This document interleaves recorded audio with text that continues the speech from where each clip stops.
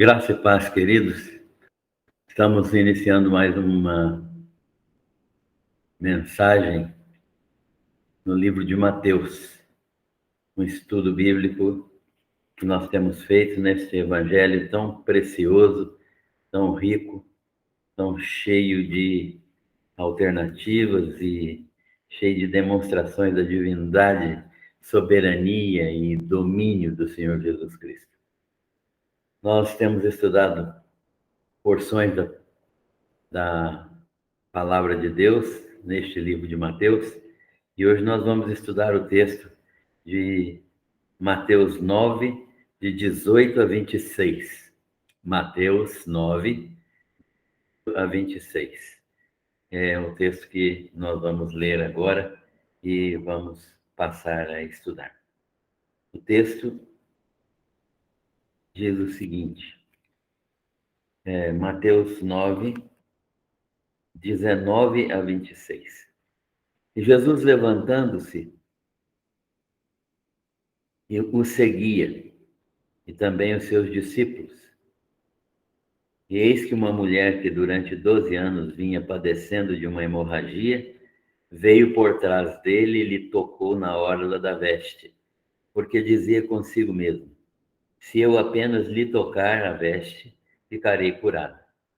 Jesus, voltando-se e vendo-a, disse, tem bom ânimo, filha, a tua fé te salvou.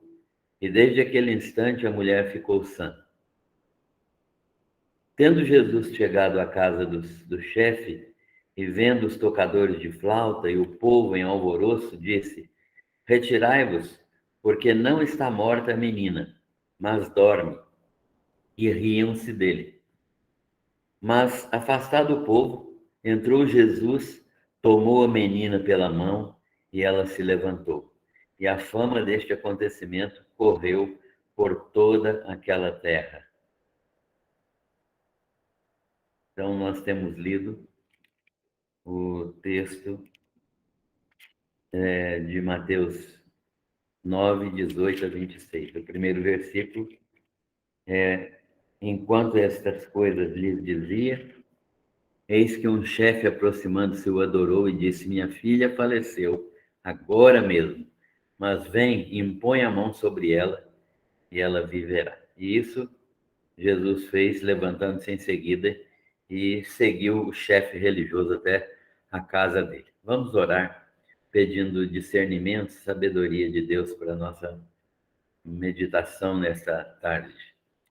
Senhor nosso Deus, nosso Pai, como é bom podermos meditar na Tua palavra, aprender de Ti, como é bom perceber o Teu tão grande amor manifestado em Cristo Jesus, nosso Senhor e Salvador. Como é bom perceber que o Senhor providenciou que nós tivéssemos em nossas mãos a Tua palavra santa, infalível, imutável, palavra que não sofre mudanças. Nós te louvamos por esta palavra fiel, firme, esta palavra permanente, e te agradecemos pelo efeito que ela ainda faz nas nossas mentes e nos nossos corações. Obrigado pela Tua palavra. Dirige-nos neste estudo, que a Tua palavra fale ao nosso coração, produzindo mudança, transformação na nossa vida. Nós oramos agradecidos em nome do Senhor Jesus. Amém. Nós estamos diante de um texto em que um chefe da sinagoga, um oficial da sinagoga de Cafarnaum, possivelmente, está diante de Jesus porque sua filha estava enferma e tinha morrido.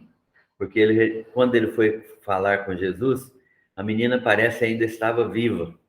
Mas quando ele vinha voltando com Jesus para a sua casa, então, no caminho, alguém lhe avisou que a menina tinha morrido e lhe disse, pare de importunar o mestre, porque a menina já morreu. Ou seja, não tem mais jeito para a sua situação, você não tem mais condições de rever a sua filha viva.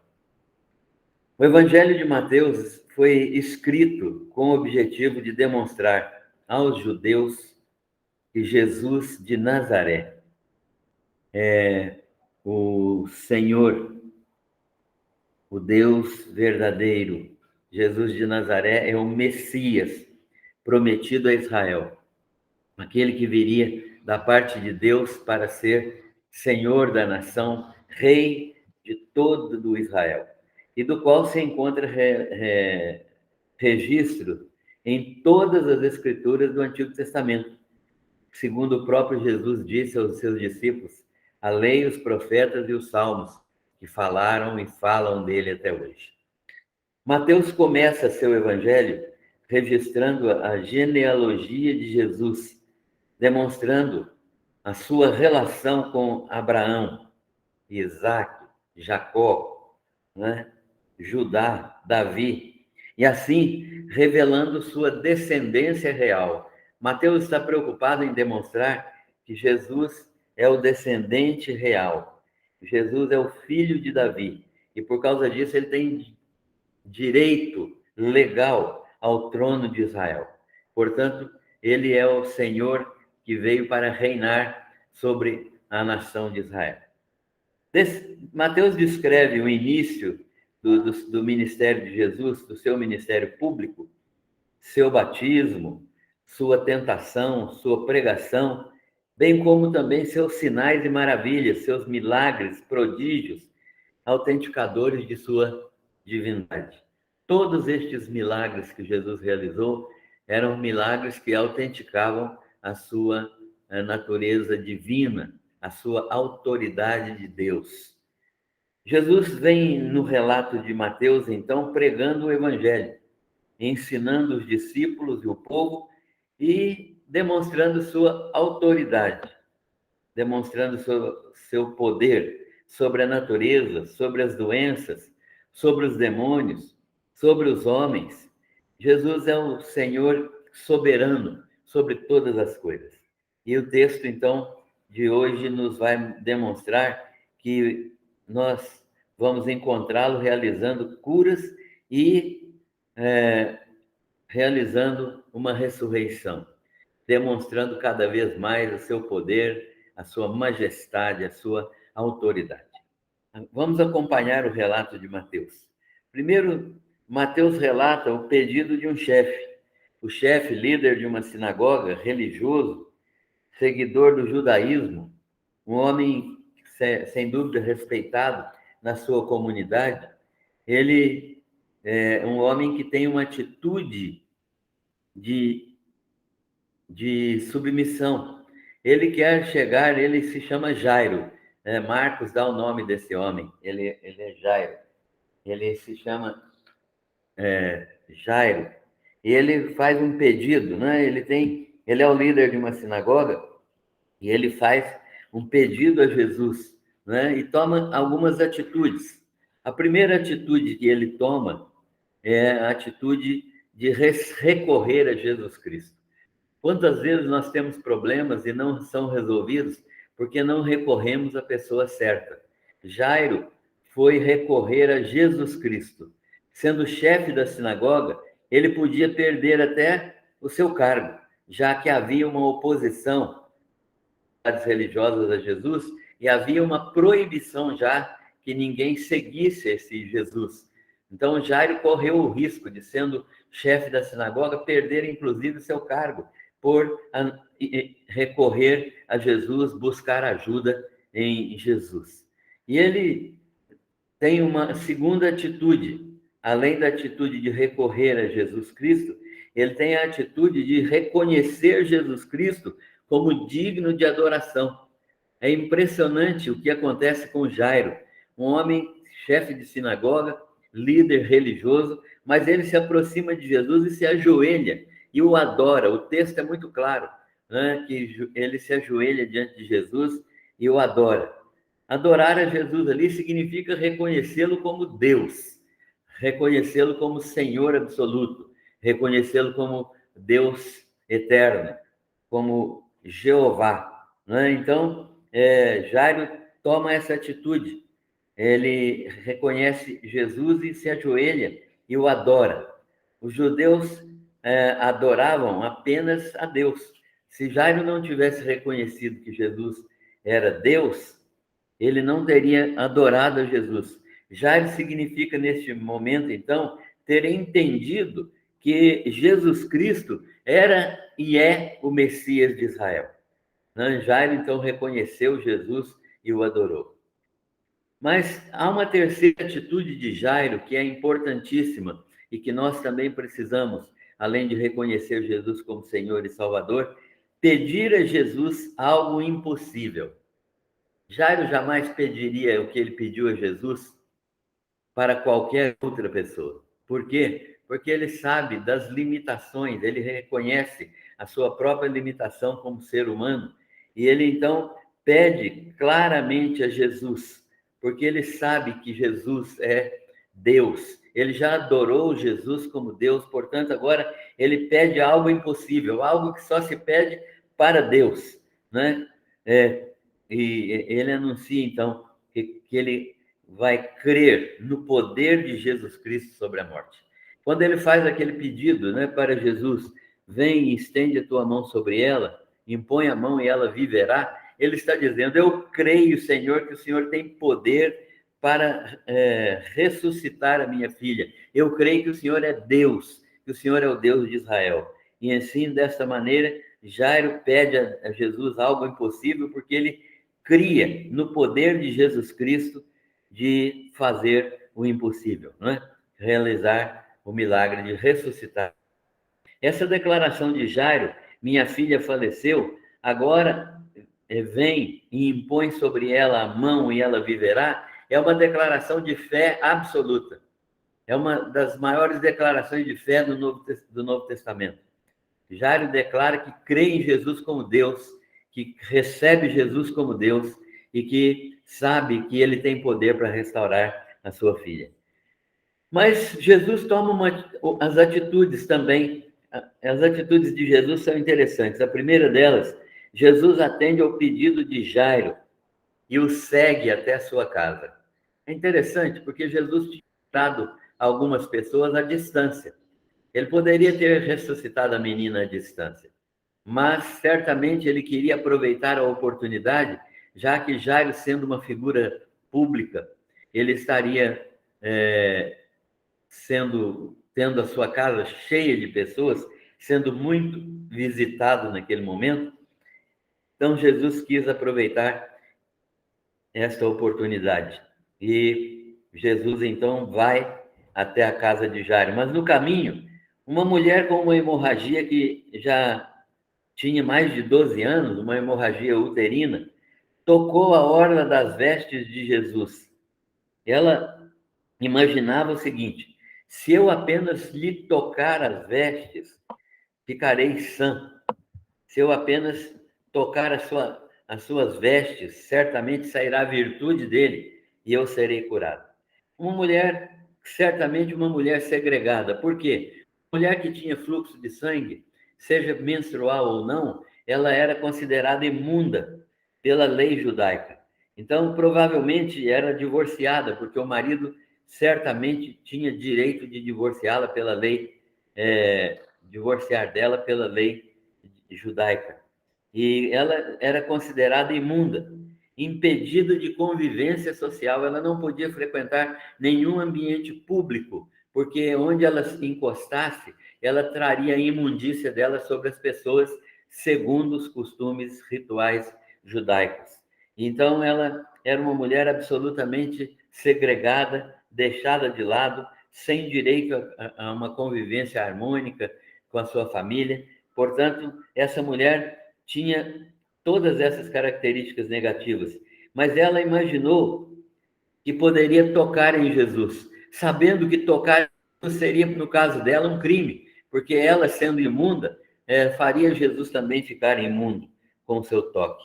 Mas ela tocou a si mesma, tocou meio que escondida, ela pensou o seguinte: ninguém vai ver, a multidão aperta ele, então eu toco e ninguém vai ficar sabendo e ele me cura, mesmo sem saber.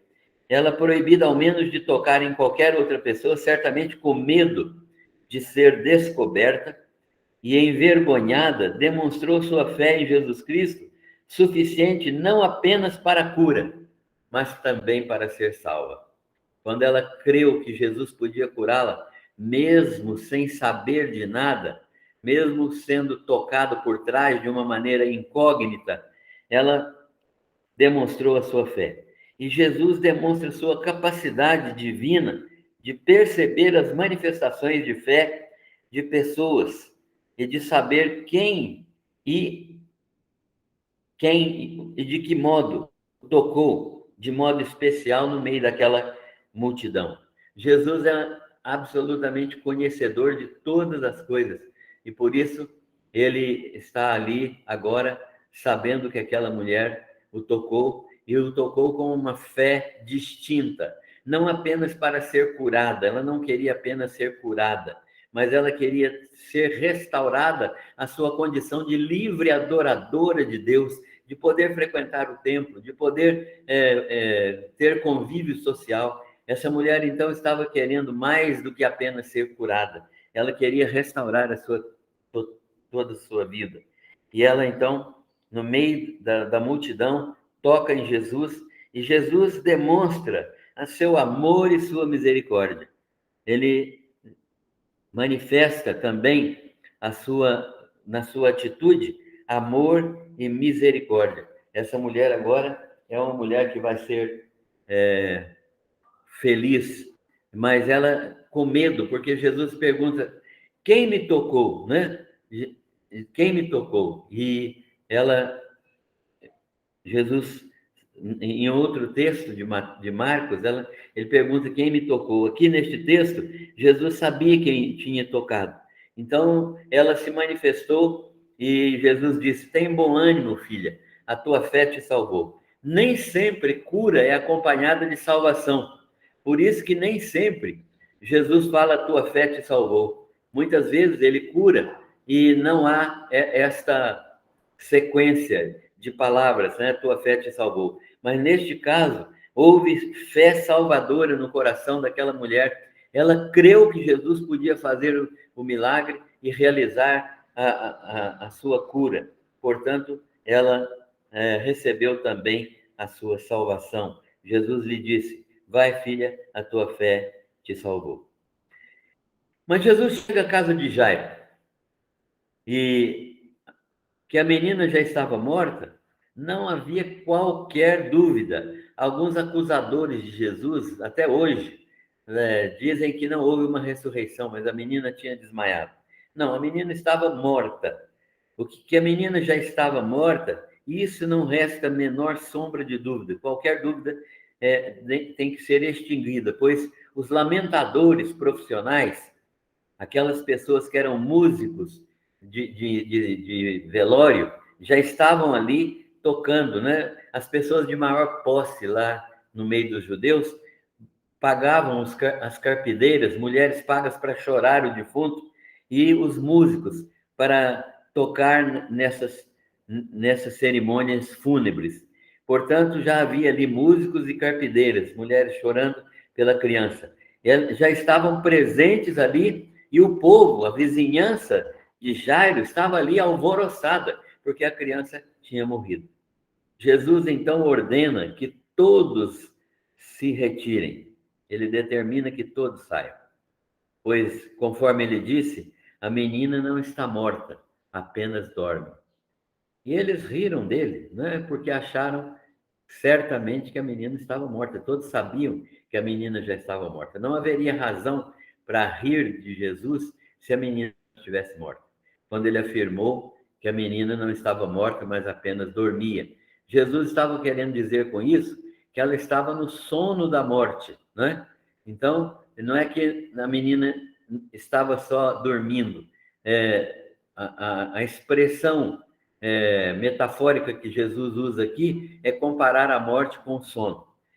Este prodígio, então, Jesus tocou na menina, este prodígio realizado, né, o toque na menina, e Jesus afasta-se e, tomando a menina pela mão, disse para ela, menina, levanta-te, e ela se levantou. Mais uma vez, Jesus quebra paradigmas, tocando num morto, né?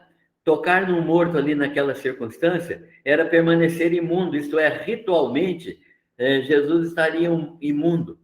Certamente Jesus não fazia questão desses rituais judaicos, né? Ele quebrava esses rituais judaicos, essas cerimônias, esse cerimonial judaico, ele quebrava todos, porque ele tinha misericórdia, e a sua misericórdia não permitia que ele deixasse de tocar uma pessoa doente, um leproso, uma menina morta. Sempre ele fazia essas coisas, porque ele era cheio de graça e de misericórdia. Tocar no morto, então, significava ser imundo, mas Jesus levantou a menina, pegando-a pela mão e dizendo: levanta-te, menina, e a menina se levantou. Esse prodígio de Jesus fez sua fama correr por toda a região. Neste episódio, Jesus não disse à menina: a fé te salvou, pois a mesma estava morta, né? A menina estava morta. Então, ela não podia manifestar fé, né? Ele curou a menina sem que ela manifestasse fé. Mas nós temos, então, uma figura importantíssima aqui, que o pecado também é uma doença mortal. E todos os pecadores perdidos, aqueles que não conhecem Jesus, estão mortos. Mas Jesus veio para dar vida àqueles que estão mortos nos seus delitos e pecados. Portanto, qualquer um dos que me ouvem, dos que me assistem neste momento, que ainda não tem convicção de salvação, mas que sabem que são pecadores, estão mortos espiritualmente, mas Jesus pode salvá-los, estendendo a sua mão e tirando-os do sono do pecado, trazendo para a vida eterna que há em Cristo Jesus. Concluindo e fazendo algumas aplicações neste texto. Primeiro, Jesus Cristo demonstra seu poder, demonstra sua autoridade sobre a morte física, fazendo a ressurreição, e sobre a morte espiritual. A tua fé te salvou, quando ele disse para a mulher que tinha um fluxo de sangue. Jesus cura espiritualmente. Você pode crer nisto, receber Jesus como seu Senhor e Salvador, porque como pecador ele vai te salvar a partir do momento que você crer nele como aquele que dá vida eterna, como aquele que dá salvação. Pois é, então, quando a gente crê dessa maneira, nós somos salvos e os pecados nossos são perdoados por Deus em Cristo Jesus. Jesus exerce, portanto, autoridade sobre a morte, que é a morte espiritual. Mas ele precisa ser autoridade sobre a sua vida. Jesus é autoridade sobre a sua vida. Ele já determinou que você deve obedecê-lo e andar segundo a sua vontade. Mas você precisa, de uma maneira muito clara, receber Jesus como seu Senhor e Salvador. Segundo, Jesus é apresentado em Mateus como Rei e Senhor. Rei e Senhor.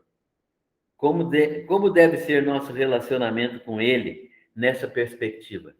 Se Jesus é Rei, Ele é Rei sobre todas as coisas, inclusive sobre mim. E se Ele é Rei sobre mim, a Ele eu devo submissão e obediência.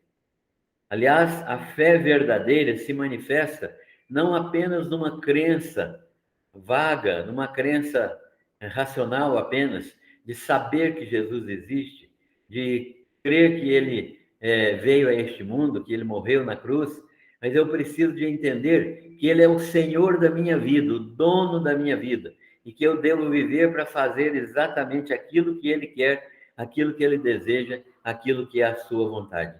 Ser crente é ser plenamente submisso à vontade do Senhor Jesus. Não é apenas conhecer que ele existiu, conhecer que ele morreu, conhecer que ele ressuscitou, mas entregar a minha vida nas suas mãos para viver de acordo com a sua perfeita vontade. Jesus é apresentado, então, em Mateus como Rei e Senhor, mas ele precisa ser Rei e Senhor da nossa vida. É nessa nova perspectiva que nós temos salvação eterna. Terceiro, a fé não é fundamental para receber bênçãos de Deus. Isso nós já falamos em outro estudo, né? Há muitas pessoas que não exercem fé e recebem bênçãos de Deus. A fé é fundamental para receber a salvação. Esta fé salvadora, que é diferente da fé natural que as pessoas dizem ter, ela vem pelo ouvir a palavra de Deus. Você crê e ouve e confia na palavra de Deus? A palavra de Deus é vida eterna. E você precisa ouvir, crer, depender da palavra de Deus. Você precisa exercer essa fé fundamentada na palavra de Deus para ser salvo. Não é aquela mera fé natural que todas as pessoas têm, mas uma fé fundamentada na palavra de Deus. A fé vem pelo ouvir a pregação da palavra de Deus, para que o evangelho possa fazer o seu efeito de produzir fé salvadora no nosso coração. Quarto, sabemos que a fé é dom de Deus por meio da pregação do evangelho. Nós acabamos de mencionar isso. Você tem pregado o evangelho de Jesus Cristo? Você que já é crente e que sabe que sem pregação do evangelho não há salvação, sem proclamação bíblica não há salvação, porque a fé vem pelo ouvir, você já tem ouvido e você já tem pregado a palavra do Senhor? As pessoas com quem você convive, que talvez não convivam com nenhum outro crente, não tenham oportunidade de conviver com nenhuma outra pessoa que prega o evangelho, elas podem ouvir de você a palavra de Deus? O que é que você tem feito com o conhecimento da palavra de Deus neste mundo? É necessário andar em obediência ao Senhor e pregar a palavra de Deus. Quinta e última conclusão, aplicação. Sua vida testifica que você é filho de Deus? A sua vida é uma vida de filho de Deus, tem características de filho de Deus, tem transformação de vida, tem fé salvadora, tem santidade que se segue à fé salvadora, tem uma vida irrepreensível na presença de Deus. Isso é o que acontece quando a fé salvadora entra no nosso coração e nós somos transformados pela graça do Senhor Jesus Cristo. Deus abençoe a nossa vida para entendermos a palavra do Senhor e que o nome dele seja glorificado na nossa vida. Deus abençoe a todos.